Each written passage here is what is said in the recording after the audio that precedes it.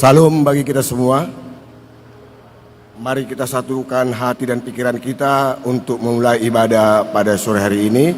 Kita saat teduh sejenak.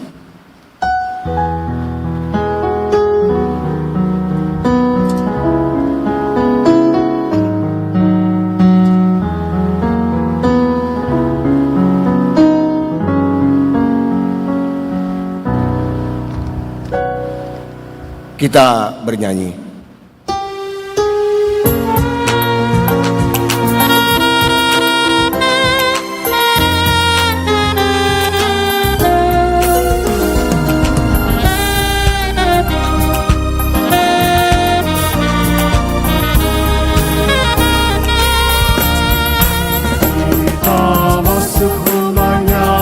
Berkumpul menyembah kepadanya. Kita masuk rumahnya, berkumpul menyembah kepadanya. Kita masuk rumahnya, berkumpul menyembah kepadanya.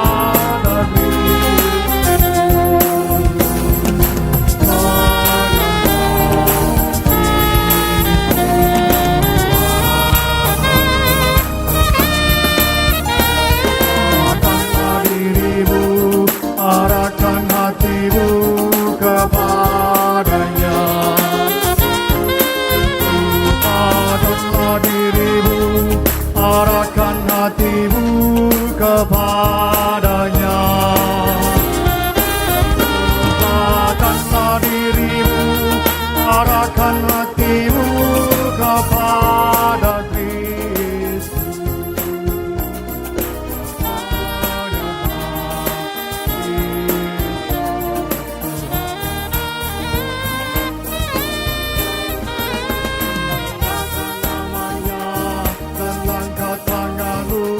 Kepadanya, muliakan namanya dan angkat tanganmu kepadanya. Muliakan namanya dan angkat tanganmu kepada Kristus.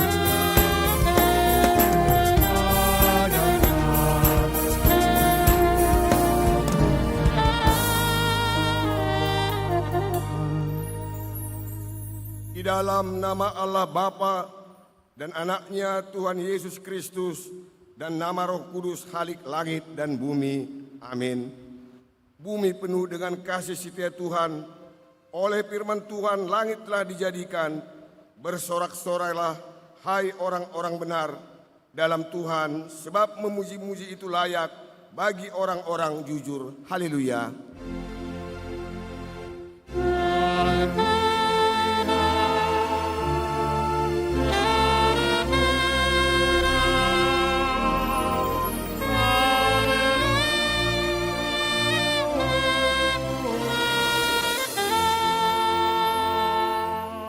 Kita berdoa.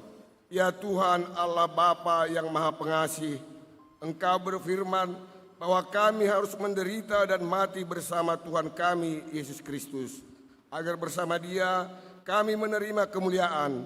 Ajarlah kami untuk melaksanakan kehendak-Mu, supaya kami senantiasa berdiri dalam iman dan pengharapan yang teguh akan kebangkitan dan kemuliaan yang Engkau janjikan kepada semua yang percaya kepadamu. Amin. Jemaat persilakan duduk kembali. Kita bernyanyi.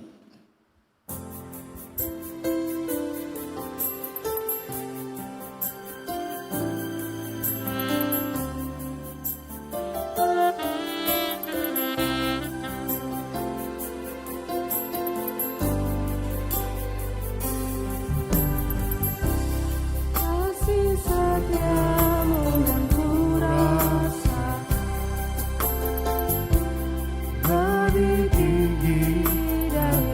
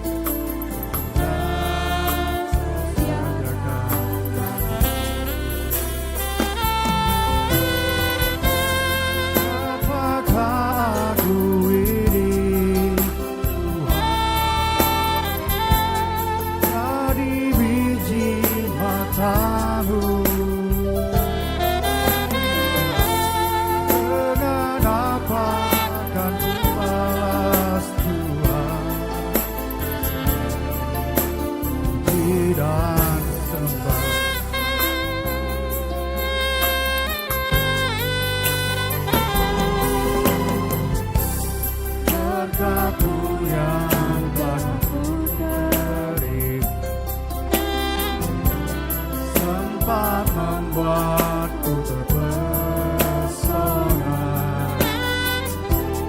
Apa yang tak pernah kupikirkan,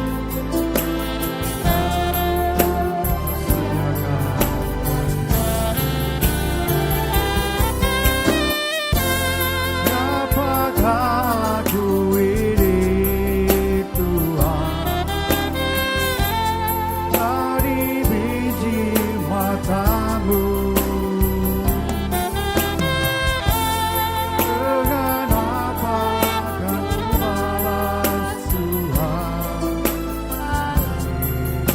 Puji dan sembah.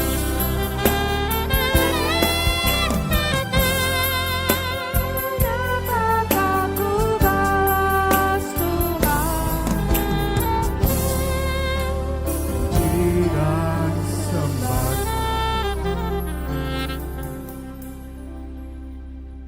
Sebagai pendahuluan khotbah pada minggu ini tertulis dari Lukas 1 ayat 46 sampai dengan ayat yang ke-55. Seperti biasa kita bergantian membacanya. Lalu kata Maria, jiwaku memuliakan Tuhan. Bergembira karena Allah juru selamatku. Sebab ia telah memperhatikan kerendahan hambanya. Sesungguhnya mulai dari sekarang segala keturunan akan menyebut aku berbahagia. Karena Yang Maha Kuasa telah melakukan perbuatan-perbuatan besar kepadaku, dan namanya adalah kudus. Dan rahmatnya turun-temurun atas orang yang takut akan dia. Ia memperlihatkan kuasanya dengan perbuatan tangannya dan mencerai-beraikan orang-orang yang congkak hatinya. Ia menurunkan orang-orang yang berkuasa dari tahtanya dan meninggikan orang-orang yang rendah. Ia melimpahkan segala yang baik kepada orang yang lapar dan menyuruh orang yang kaya pergi dengan tangan hampa. Ia menolong Israel hambanya karena ia mengingat rahmatnya. Seperti yang dijanjikannya kepada nenek moyang kita, kepada Abraham dan keturunannya untuk selama-lamanya. Sampai demikian pembacaan firman. Berbahagialah orang yang mendengar firman Tuhan, yang menghayati serta mengamalkannya. Amin. Kita bernyanyi.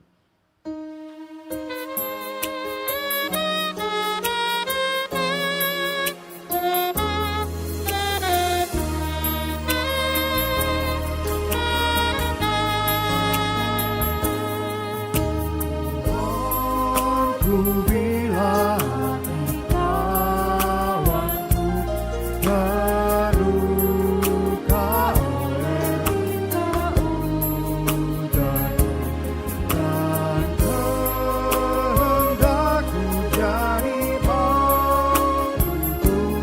Aku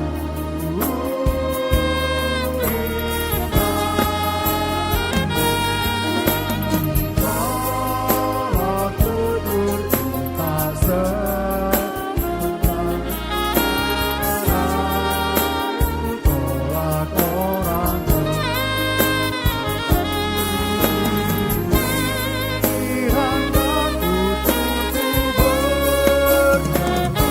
Tuhan aku tutur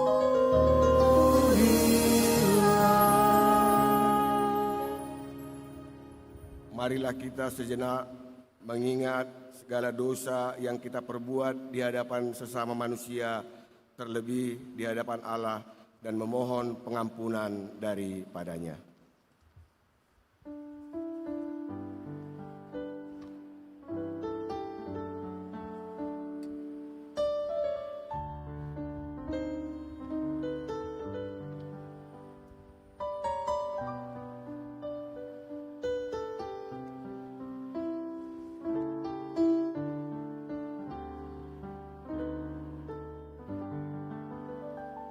Kita berdoa memohon pengampunan dosa. Bapa kami yang Maha Pengasih, kami datang bersembah sujud di hadapan-Mu, mengaku dan menyesali segala dosa dan pelanggaran kami. Kasihanilah kami, Ampunlah segala kejahatan dan dosa yang kami perbuat di hadapan-Mu, demi kasih anak-Mu Tuhan Yesus Kristus, yang telah mengorbankan dirinya untuk menebus kami. Amin. Janji Tuhan tentang pengampunan dosa. Demikian firman Tuhan yang mengasihi engkau, biarpun gunung-gunung beranjak dan bukit-bukit bergoncang, tetapi kasih setiaku tiada akan beranjak daripadamu, dan perjanjian damaiku tiada akan tergoncang. Segala kemuliaan bagi Allah di tempat yang maha tinggi. Amin. Kita bernyanyi.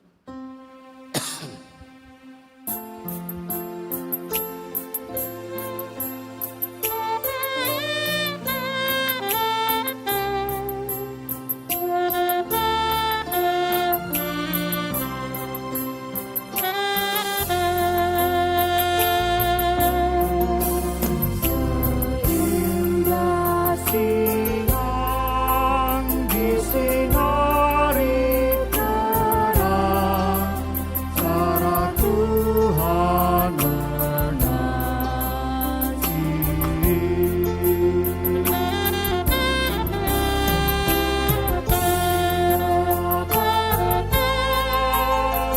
memenuhi sejuk, cara Tuhan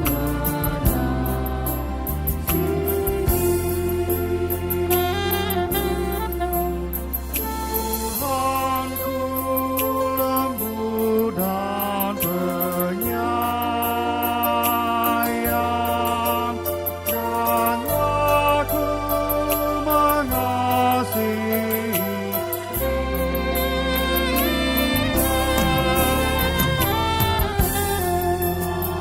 besar, agung dan mulia,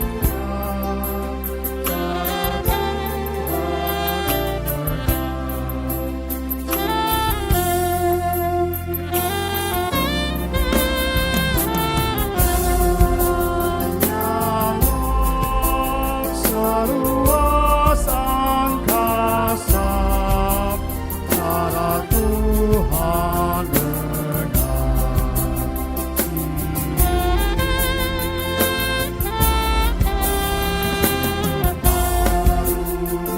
Ngambang yang tetap semekat,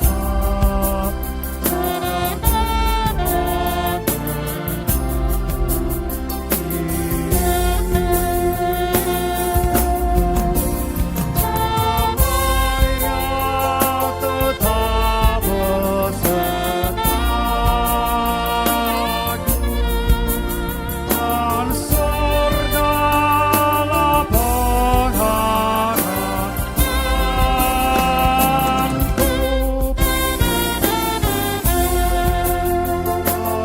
Tentramku nikmati baru, cara Tuhan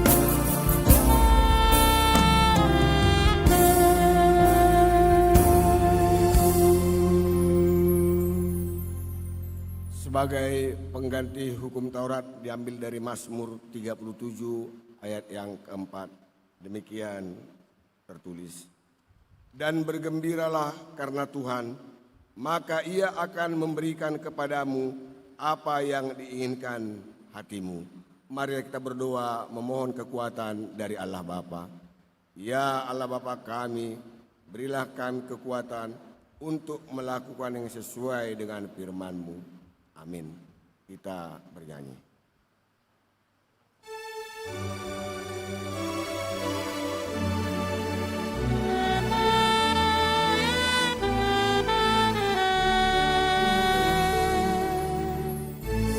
segala penuhan dan langit penuh dengan bunyi nama yang sangat merdu.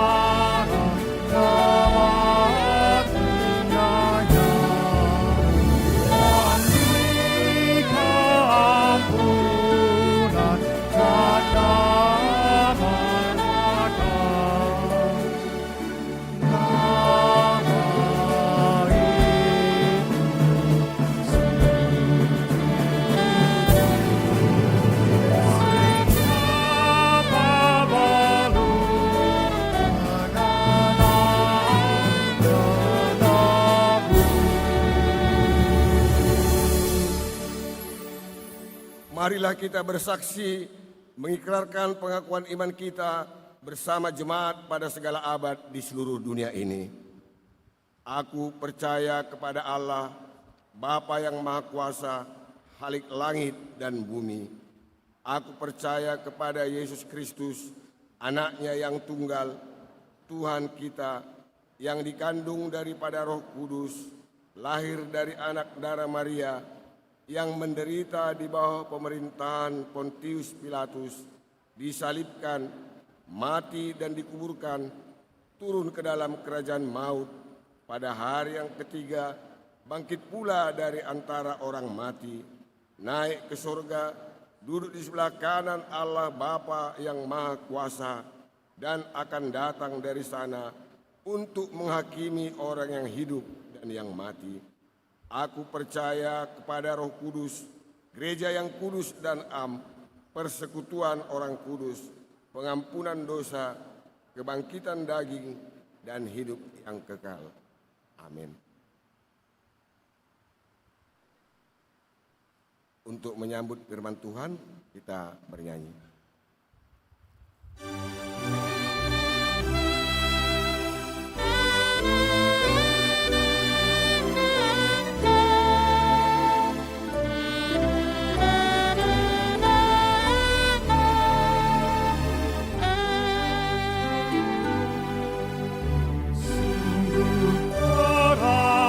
Kerajaan Allah di bumi takkan Kristus yang bangkit dilantikkan jadi kepala.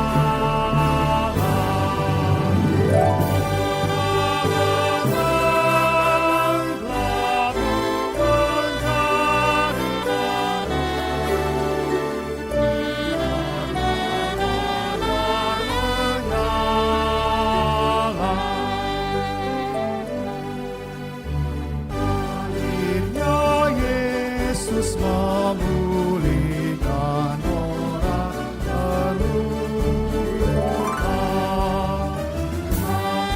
lepas dari bingkai sengsara dan duka. Nantikanlah hari kedatangan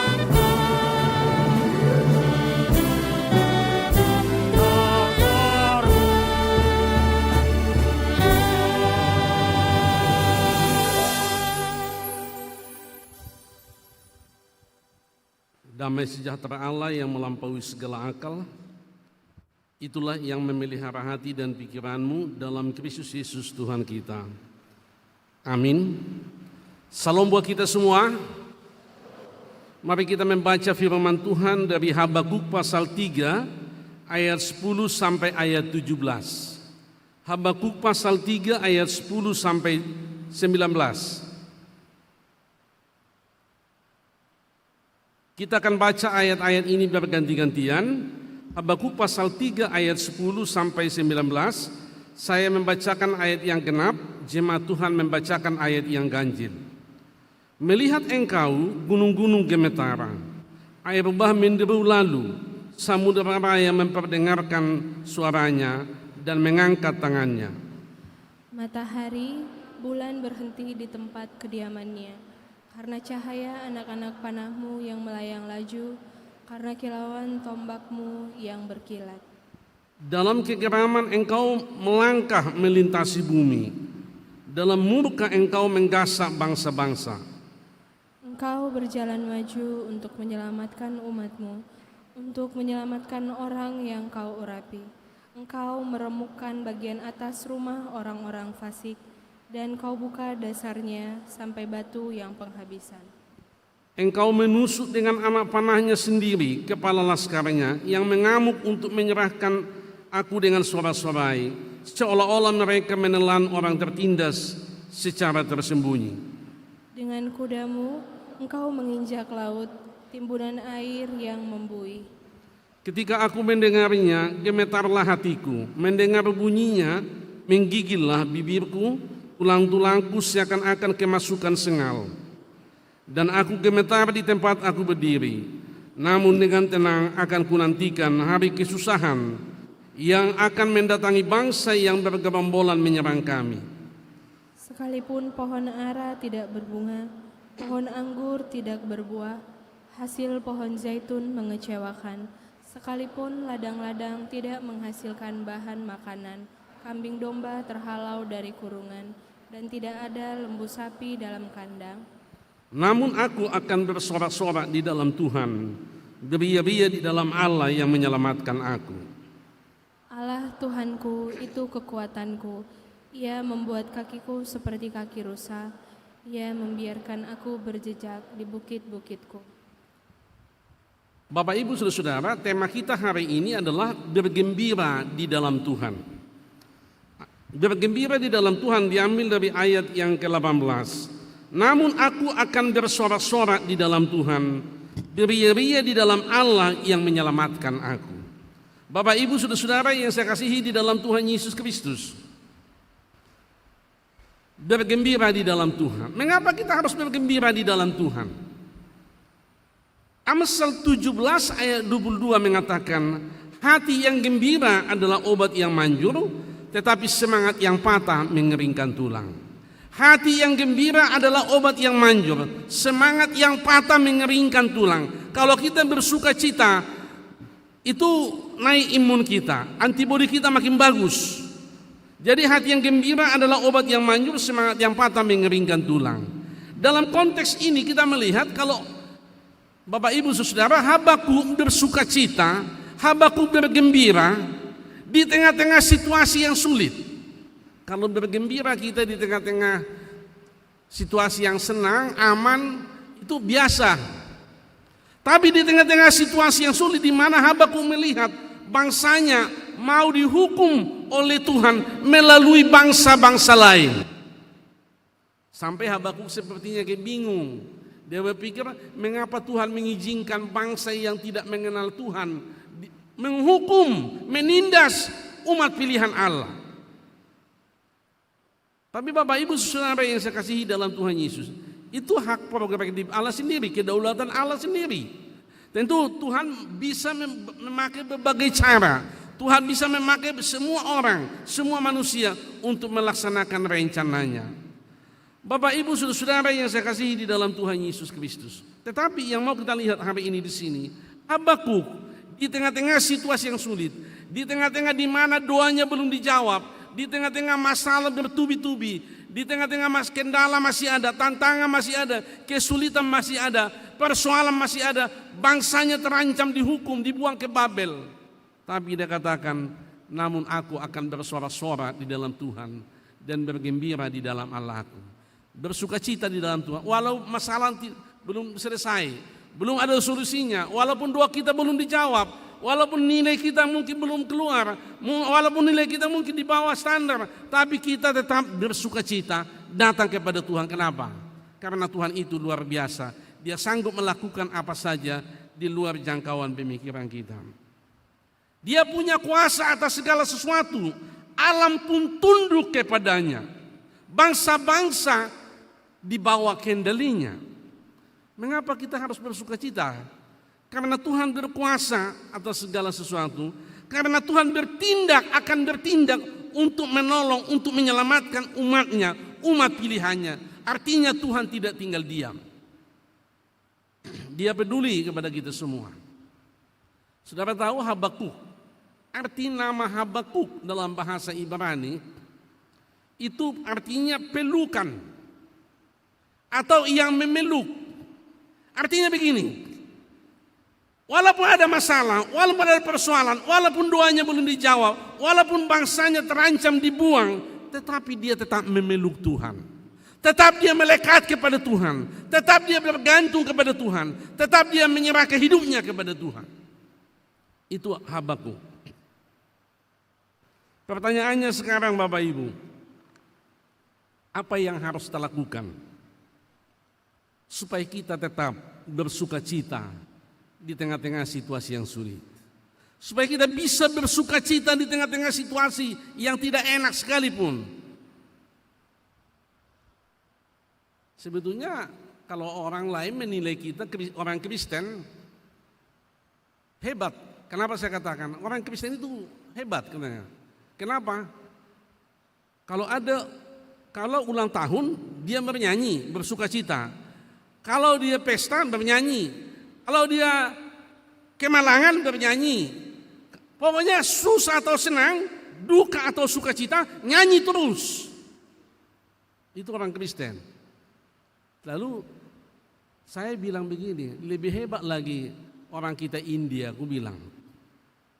Mau berkelahi pun dia nyanyi dulu dia. Mau berkelahi dia nyanyi, mau cerai-ceraian pun dia nyanyi dulu. Saudara-saudara yang saya kasih dalam Tuhan Yesus Kristus, itu sukacita duniawi, tapi sukacita rohani yang diinginkan oleh Tuhan bukan seperti itu. Sekarang pertanyaannya bagi kita, apa yang harus kita lakukan supaya kita bisa bersukacita di tengah-tengah situasi yang sulit? Yang pertama, kita harus percaya akan kuasa Tuhan.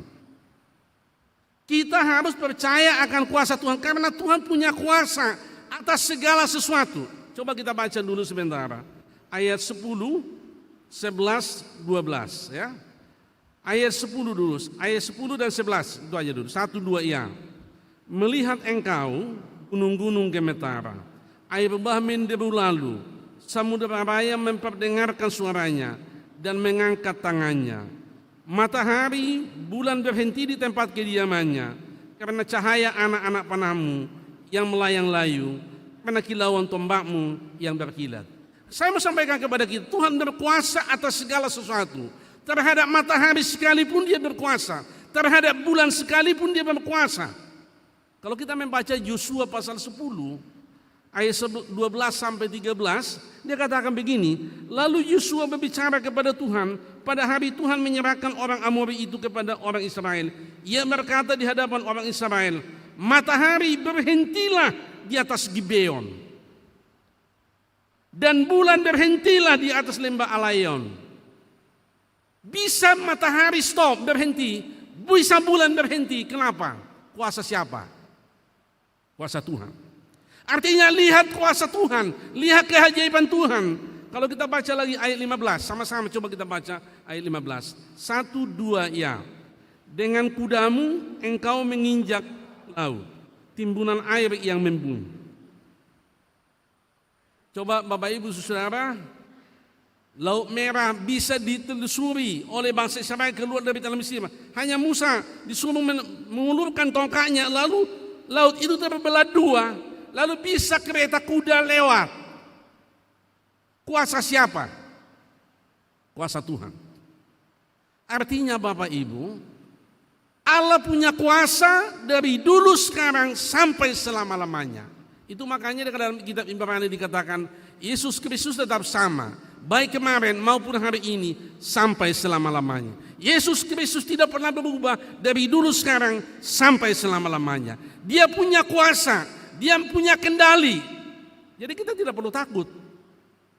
Kita tetap bersukacita. Kenapa? Karena Allah kita itu luar biasa. Dia punya kuasa atas segala sesuatu. Tadi pagi saya ceritakan satu kisah.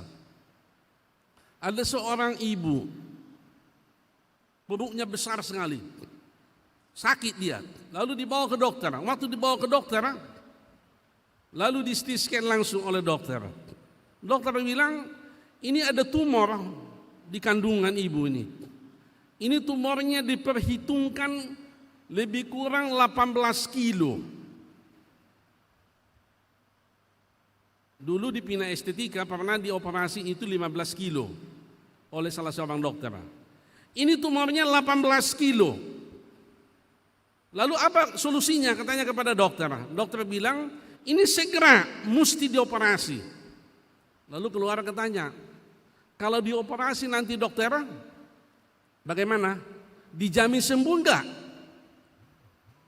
Dokternya jawab, saya tidak bisa menjamin. Yang menjamin itu siapa? Tuhan. Yang menentukan umur seseorang Tuhan. Yang menjamin saya nggak bisa jamin. Tapi saya berusaha semaksimal mungkin. Kalau begitu dokter kami berembuk dulu ya. Lalu berembuk keluarga semua. Lalu keluarga semua katakan, kalau tidak ada jaminan untuk apa dioperasi? Akhirnya sepakat keluarga tidak dioperasi. Oke, kalau tidak mau operasi tanda tangani, kata dokter, tanda tangani. Mereka pulang ke rumah, sampai di rumah semua terdiam. Tidak tahu mau bikin apa, semua terdiam keluarga, terdiam 1000 bahasa. Tiba-tiba ada seorang tampil, dia katakan begini, sekarang gini aja, kita datang aja sama Tuhan, kita serahkan sama Tuhan, kita berdoa, kita percaya Yesus sanggup. 2000 tahun yang silam Yesus sanggup menyembuhkan orang, menghidupkan orang mati, mencelikan mata orang buta, membuat orang lumpuh bisa berjalan. Sekarang kuasanya pun masih berlaku. Tapi ingat, semua kita sungguh-sungguh. Dan akhirnya mereka berdoa sungguh-sungguh. Pagi berdoa, siang berdoa, malam berdoa. Pagi berdoa terus. Hari pertama, hari kedua nggak ada perubahan. Hari ketiga nggak ada perubahan. Hari keempat mereka berdoa, sedikit mulai susut perutnya. Hari kelima makin kecil perutnya. Hari keenam makin kecil perutnya, makin kecil. Sampai hari ke-20 sudah kempes. Lalu dibawa ke dokter. Lalu dokter tanya, ini sudah kempes, siapa yang operasi? Lalu mereka bilang tidak ada dioperasi dokter, kami hanya berdoa. Lalu dokter CT scan. Ketika di CT scan, tumornya nggak ada lagi. Dokter katakan ini mujizat, mujizat. Bagi Tuhan tidak ada yang mustahil. Allah sanggup melakukan apa saja. Jadi kita harus percaya akan kuasa Tuhan. Jadi makanya jangan langsung fokus kepada masalah, jangan fokus kepada persoalan kita, jangan fokus kepada masalah pergumulan hidup kita, tapi fokus kepada Tuhan supaya Tuhan bekerja membantu kita, menolong kita, memberikan jalan keluar dari setiap persoalan pergumulan hidup kita. Yesus Kristus tetap sama, baik kemarin maupun hari ini, sampai selama-lamanya. Itu yang pertama, Bapak Ibu. Yang kedua, kita harus tetap tenang. Tetap tenang. Coba kita baca ayat yang ke-16. Sama-sama ayat 16 ya. 1, 2 ya. Ketika aku mendengarnya, gemetarlah hatiku. Mendengar bunyinya, menggigillah bibirku. Tulang-tulangku seakan-akan kemasukan sengal. Dan aku gemetar di tempat aku berdiri. Namun dengan tenang akan kunantikan hari kesusahan. Ia akan mendatangi bangsa yang bergembolan menyerang kami. Habakuk di sini jujur. Ia gemetar, takut, tetapi ia memilih untuk tetap tenang. Tenang itu bukan berarti tidak takut. Tenang itu tetap tenang di tengah-tengah ancaman yang nyata. Orang yang tenang percaya dengan cara Tuhan, caranya menanti Tuhan bekerja. Lalu menyerahkan kendali kepada Tuhan. Habakuk tidak mencoba menyelesaikan masalahnya dengan caranya sendiri. Dia tidak mencoba mencari solusi dengan caranya sendiri, tapi dia menyerahkan masa depannya kepada Tuhan. Dia percaya kepada Tuhan. Dia katakan dengan tenang aku menantikan. Tenang, percaya sungguh-sungguh kepada Tuhan. Kita harus percaya Bapak Ibu, bagi Tuhan tidak ada yang mustahil. Dia peduli kepada kita.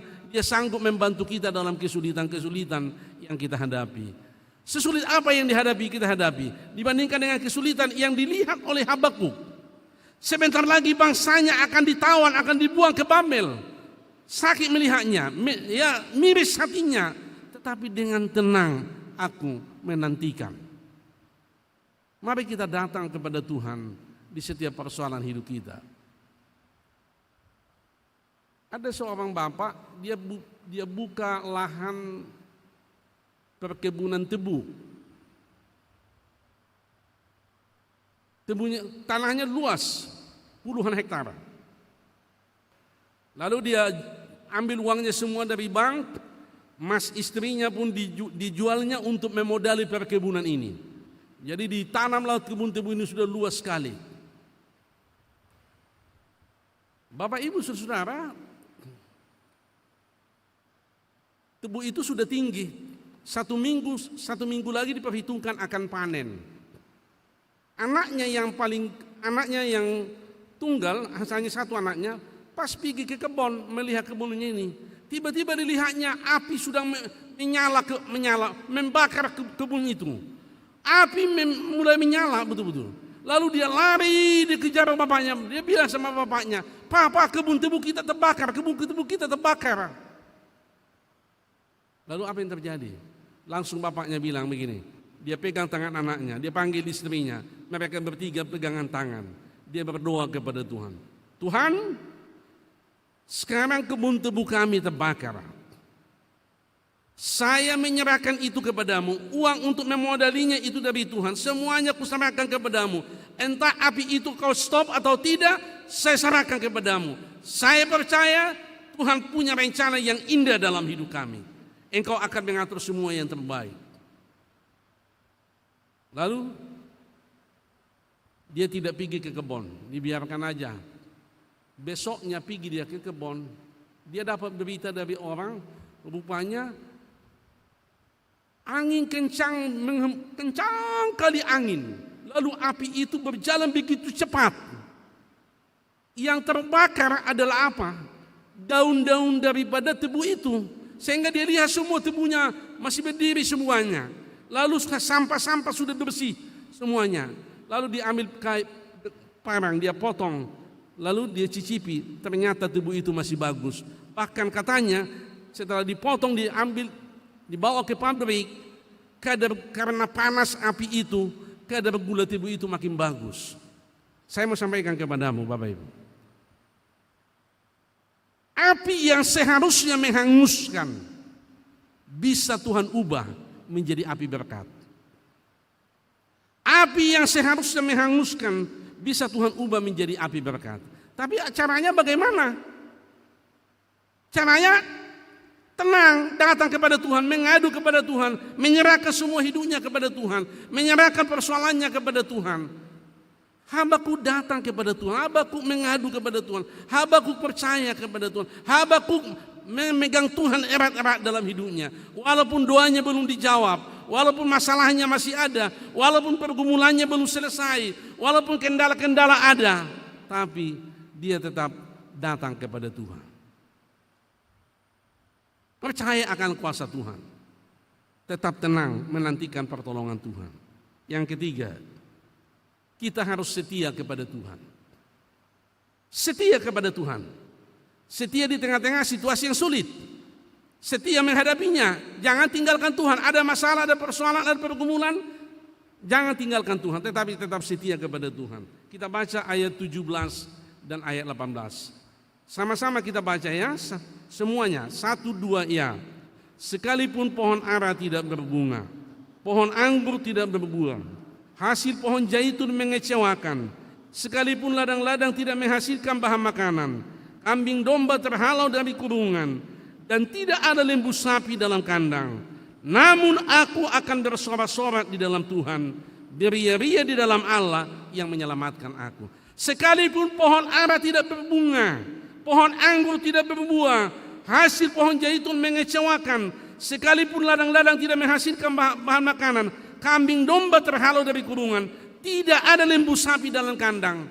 Tetapi kesimpulan dia tetap dikatakan, namun aku bersorak-sorak di dalam Tuhan, beria-ria di dalam Allah yang menyelamatkan aku. Dia tetap setia kepada Tuhan, dia tidak meninggalkan Tuhan. Apa itu setia? Tetap setia walau keadaan tidak sesuai dengan harapan. Walaupun tidak ada buahnya, tidak ada hasil, tidak ada jaminan untuk hidup, tetap setia kepada Tuhan. Setia bukan berarti bukan karena berkat, tetapi karena Tuhan ya. Setia itu adalah keputusan, bukan perasaan. Wahyu 2 ayat 10 mengatakan, hendaklah engkau setia sampai mati. Sesudah itu aku akan memberikan kepadamu mahkota kehidupan. Orang yang setia, dia akan membuktikan imannya di tengah-tengah situasi yang sulit. Saudara yang saya kasihi dalam Tuhan Yesus, saya berulang-ulang saya katakan, arti kata iman itu kalau dalam bahasa Yunani, pistis. Pistis itu artinya dua, kepercayaan dan kesetiaan. Artinya orang yang percaya sungguh-sungguh kepada Tuhan wajib setia sampai mati. wajib setia sampai mati. Walaupun keadaan sulit, walaupun tidak ada penghasilan, walaupun doa kita belum terjawab, walaupun masih musibah ciklik, walaupun ada kendala yang kita hadapi, walaupun studi kita masih belum selesai, tetap setia kepada Tuhan. Ada seorang bapak di Jakarta. Bapak ini kerjanya tukang ojek, mencari penumpang. Tapi dia orang yang tekun berdoa. Lagu kesukaannya apa? Lagu ini. Setialah sampai mati, seperti Tuhan Yesus. Setialah sampai mati. Dan ini menjadi kesukaan dia. Nyanyi sebelum berangkat ngojek, dia nyanyi. Kadang-kadang menunggu cari penumpang pun di tempat, dia nyanyi. Satu hari bapak ibu dia mau pergi untuk mencari penumpang pagi-pagi. Sebelum pergi dia nyanyi dulu, setialah, sesudah itu dia berdoa kepada Tuhan. Berangkatlah dia jam 8 pagi. Pelan-pelan dia kelilingkan sepeda motornya ini. Sampai jam 12 tidak ada satu penumpang pun. Jam 12.30 dia berhenti di satu tempat. Dia nyanyi, setialah sampai mati. Dia nyanyi terus. Dia berdoa, Tuhan kirimkanlah, tolonglah Tuhan kirimkanlah. Mulai jam 1 siang, mulai satu-satu datang orderan. Jam 1 datang diantarnya. Terus habis diantarnya, ditunggunya sebentar lagi, datang lagi diantarnya. Sebentar lagi, terus setiap jam datang, sampai jam 6.30 terus orderan ini. Jam 6.30 dia istirahat sebentar. Jam 7 dia berdoa begini, Tuhan Yesus tolonglah, satu aja lagi Tuhan, penumpang terakhir saya ambil, tolong kirimkan. Begitu selesai dia berdoa, tiba-tiba datang orderan, ongkosnya 20.000. Dia dijemput. Begitu dijemputnya, lalu dia bawanya ke tempat. Rupanya yang dijemputnya itu pegawai kantoran, baju bersih rapi. Diantaranya ke tempat yang ditentukan. Lalu begitu diantaranya, lalu penumpangnya tanya, berapa Pak? 20.000. Lalu bapak itu ambil uang 50.000 dikasih ke dia. Ini Pak ya. Enggak Pak, tunggu Pak, kembalinya. Ini kan 20.000, saya kembalikan 30 lagi. Oh enggak, itu berkat untuk Bapak. Berkat untuk Bapak. Begitu dibilang begitu, dia lihat penumpang ini. Pak, terima kasih Pak, Tuhan memberkati Bapak ya. Tuhan memberkati Bapak katanya. Lalu ketika dia mendengarkan Tuhan memberkati Bapak, penumpangnya lihat dia lagi. Pak, pekerjaan Bapak tiap hari gojek, iya. Cari penumpang, iya. Iya, saya cari penumpang Pak tiap hari. Cukup Pak, dapat Pak. Untuk kebutuhan cukuplah Pak. Ini sepeda motor Bapak. Oh ini bukan sepeda motor saya Pak. Ini saya sewa. Jadi tiap bulan saya harus bayar uang sewanya. Jadi cukup uangnya Pak, penghasilannya. Cukuplah Pak, lumayan dia bilang. Spontanitas aja penumpang ini bilang begini. Pak, bisa tolong Pak, Bapak kirimkan ke saya nomor rekening Bapak katanya. Karena sudah ada nomor teleponnya tadi kan, waktu mesan. Spontanitas saya, pas dia minyak handphonenya dikirimkan ke Bapak itu. Pak, oke Pak, terima kasih ya katanya. Lalu penumpang itu pergi, lalu dia pun pergi pulang ke rumah. Sampai di rumah, dia store semua uang ini kepada istrinya. Lalu dia berdoa, sesudah itu mandi, dia makan. 1 jam kemudian apa yang terjadi? Tiba-tiba ada transfer uang ke rekening dia. Jumlahnya berapa? 30 juta rupiah dengan catatan bantuan buat Bapak untuk membeli sepeda motor. Dia kagum, dia tidak kagum sekali, kaget sekali. Tuhan terima kasih, dia nyanyi, setialah setia sampai mati. Seperti Tuhan Yesus setia sampai mati. Dia tidak tanya itu marga apa. Dia tidak bilang itu Bapak marga Pasar Ibu, Bapak marga Tobing, Bapak marga Sinaga, Bapak marga Simorangkir, Bapak marga Simanungkal. Enggak ada pertanyaan, enggak ada perkenalan apa-apa. Yang hanya kalimat Tuhan memberkati Bapak. Lalu dilihat semuanya, terjadi komunikasi singkat. Artinya Bapak Ibu Saudara, banyak cara Tuhan menolong orang yang setia kepadanya. Habakuk katakan apa? Namun aku akan bersorak-sorak di dalam Tuhan, beria-ria di dalam Allah yang menyelamatkan aku. Allah peduli kepada kita semua. Yang terakhir Bapak Ibu, yang keempat, kita harus bersandar sepenuhnya kepada Tuhan. Kita harus bersandar sepenuhnya kepada Tuhan, bukan kepada diri sendiri, tapi bersandar kepada Allah yang mampu membantu kita. Bersandar kepada Allah yang kuat menolong kita. Kita baca dulu ayat 19 sama-sama. 1, 2 ya. Allah Tuhanku itu kekuatanku. Ia membuat kakiku seperti kaki rusa. Ia membiarkan aku berjejak di bukit-bukit. Perhatikan, Allah Tuhanku itu kekuatanku. Itu statement daripada Habakuk. Ia membuat kakiku seperti kaki rusa. Artinya tidak capek-capek. Kakiku akan kuat. Ia membiarkan aku berjejak di bukit-bukit. Dia kekuatanku, dia penolongku. Saya harus bersandar kepadanya. Jangan bersandar kepada manusia, tapi bersandar kepada Allah. Jangan bersandar kepada dunia ini, bersandar kepada Tuhan. Dia peduli kepada kita. Dia mampu membantu kita, menolong kita semua. Orang yang bersandar kepada Tuhan, berarti dia mengakui Tuhan sebagai satu-satunya sumber kekuatan. Orang yang bersandar kepada Tuhan, dia percaya Tuhan memberi kemampuan kepada dia untuk menghadapi masalah. Orang yang bersandar kepada Tuhan berarti dia bergantung sepenuhnya kepada Tuhan, bukan bergantung kepada manusia. Di tengah-tengah situasi yang sulit, di tengah-tengah masalah persoalan, bersandar kepada Tuhan. Bapak Ibu Saudara yang saya kasihi di dalam Tuhan Yesus Kristus, sama seperti Bapak Ibu ketika datang tadi ke sini lalu duduk di tempat duduk di kursi.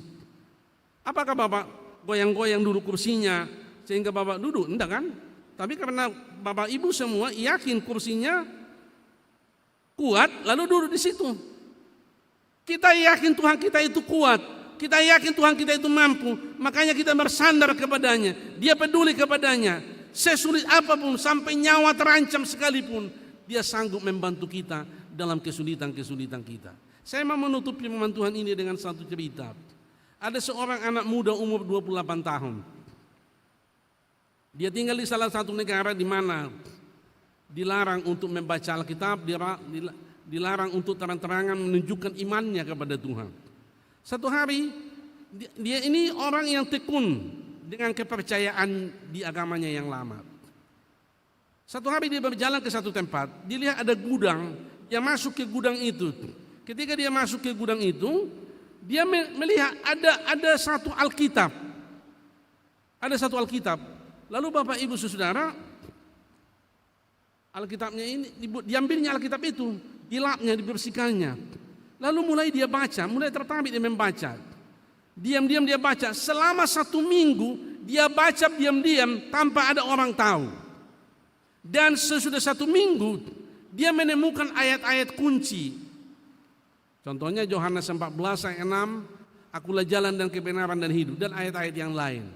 Dan akhirnya dia mengambil keputusan menjadi orang Kristen.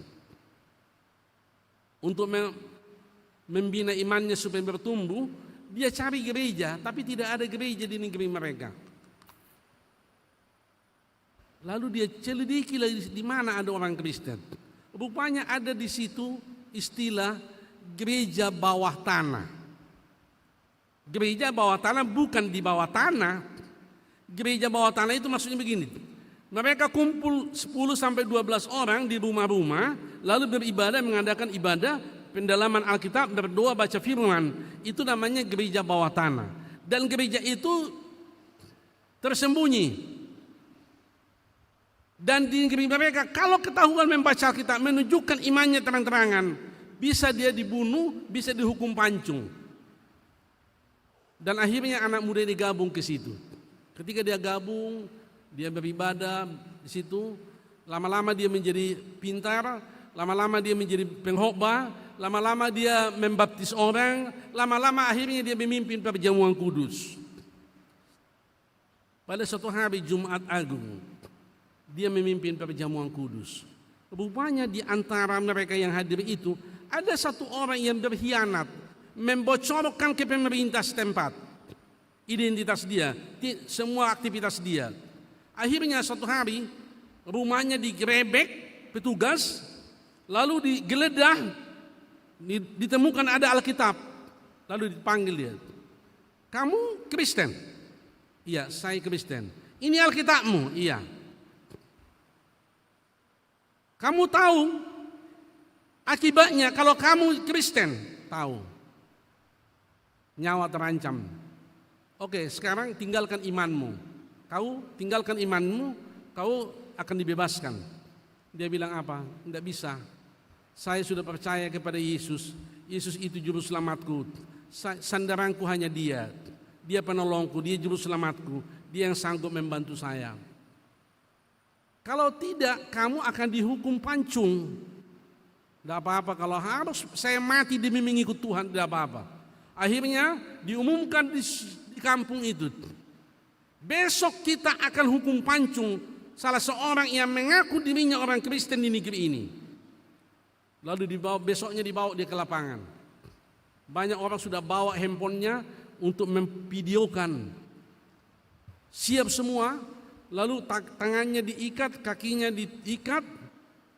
Lalu algojo sudah siap untuk memegang pedang untuk memancung, memotong. Bukan digantung, tapi mau dipotong begini kepalanya. Bapak Ibu Saudara, sebelum dipancung dia, ditutup mukanya. Dia bilang begini, tolong gak usah tutup muka saya. Lalu dicabut, dibiarkan mukanya terbuka. Lalu dia bilang begini pelan-pelan. Tidak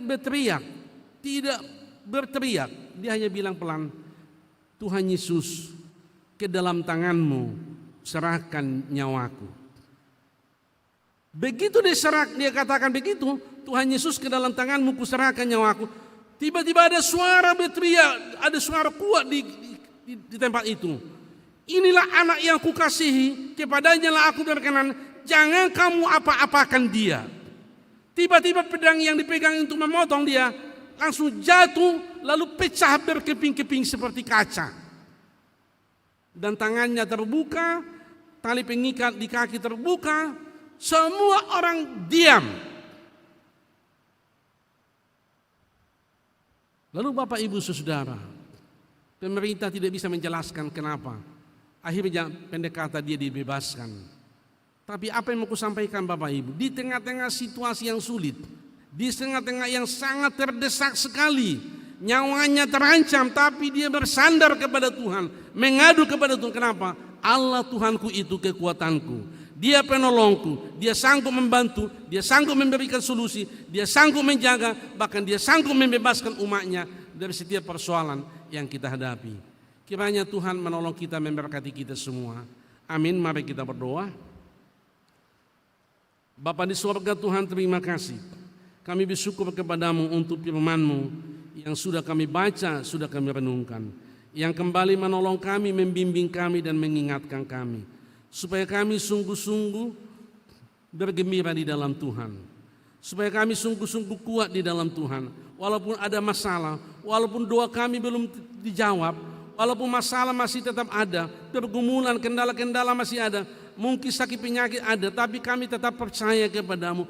Karena kami yakin Tuhan adalah penolong kami. Tuhan kami luar biasa yang sanggup membantu kami, yang sanggup memberkati kami, yang sanggup memberikan jalan keluar di dalam setiap persoalan pergumulan hidup kami. Hamba berdoa untuk setiap Bapak Ibu, saudaraku yang ada di sini. Jamalah mereka dengan nama mereka masing-masing. Jikalau mungkin ada beban, ada persoalan, pergumulan, kesulitan, apakah itu masalah pribadi, masalah studi, masalah pekerjaan, masalah ekonomi, masalah orang tua, masalah anak, masalah menantu, masalah cucu, masalah studi, semuanya kami serahkan kepadamu. Kami percaya bagimu tidak ada yang mustahil. Tolong kami Tuhan, bantu kami, berkati kami. Berikan jalan keluar yang terbaik, yang sesuai dengan kehendak-Mu untuk tiap-tiap kami, pribadi lepas pribadi, dengan nama kami masing-masing. Terpuji termulialah nama-Mu. Berkatilah kami Bapa, di dalam nama Yesus Tuhan kami. Amin. Kita sambut, kita responi firman Tuhan dengan bernyanyi, Engkaulah kekuatanku.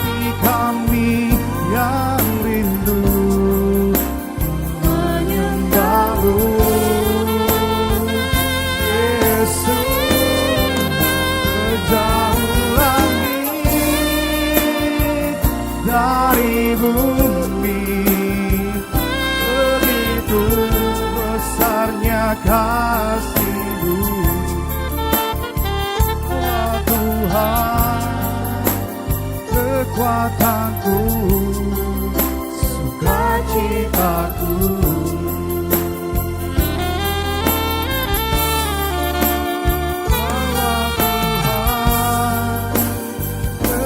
kekuatanku, sukacitaku.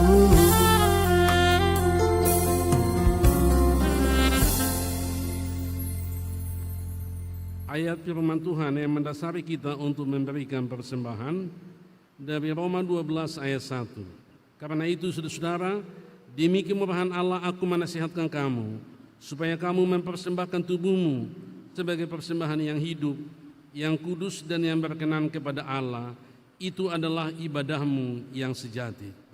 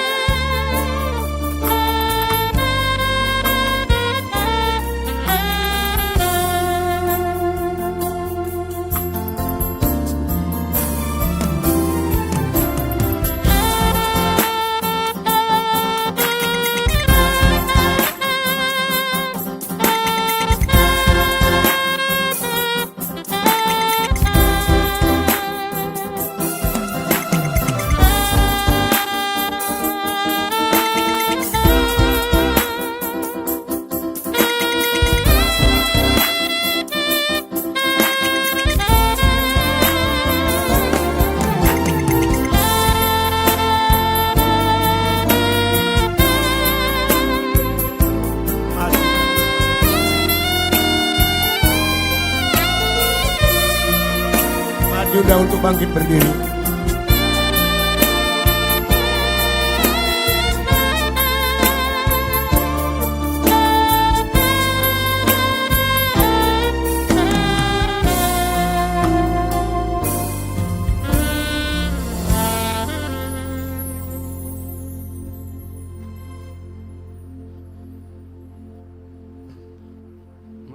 Mari kita berdoa menyerahkan persembahan kita kepada Tuhan.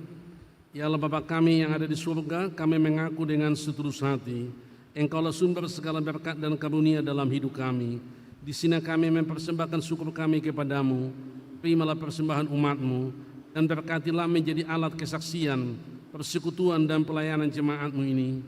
Jadikanlah hidup kami persembahan yang berkenan kepadamu, dan pakailah hidup kami untuk turut menghadirkan tanda-tanda kerajaan-Mu, kasih, keadilan, damai sejahtera, dan sukacita. Bukalah hati kami oleh Roh-Mu yang kudus, agar kami senantiasa mengucap syukur kepada-Mu, di dalam nama Yesus Kristus Tuhan kami. Amin. Bagi Yesus ku serahkan hidupku seluruhnya, hati dan perbuatanku, waktuku miliknya.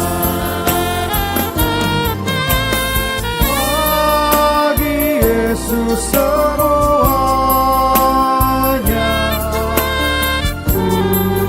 waktuku miliknya.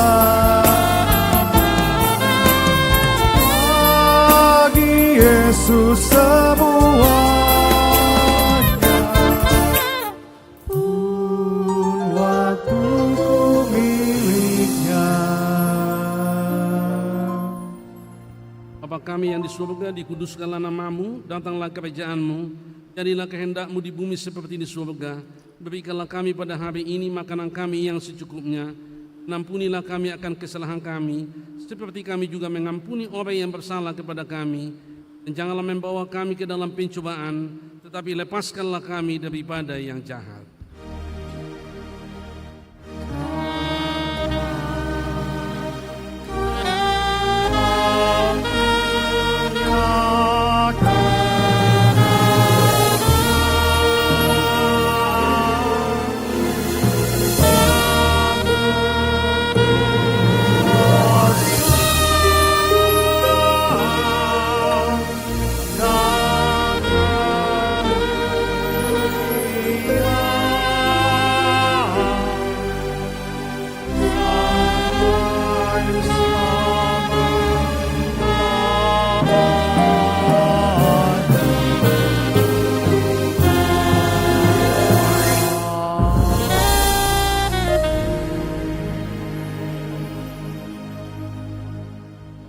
Jemaat, pulanglah dengan damai sejahtera dan terimalah berkat Tuhan. Tuhan memberkati engkau dan melindungi engkau. Tuhan menyinari engkau dengan wajah-Nya dan memberi engkau kasih karunia. Tuhan menghadapkan wajah-Nya kepadamu dan memberi engkau damai sejahtera.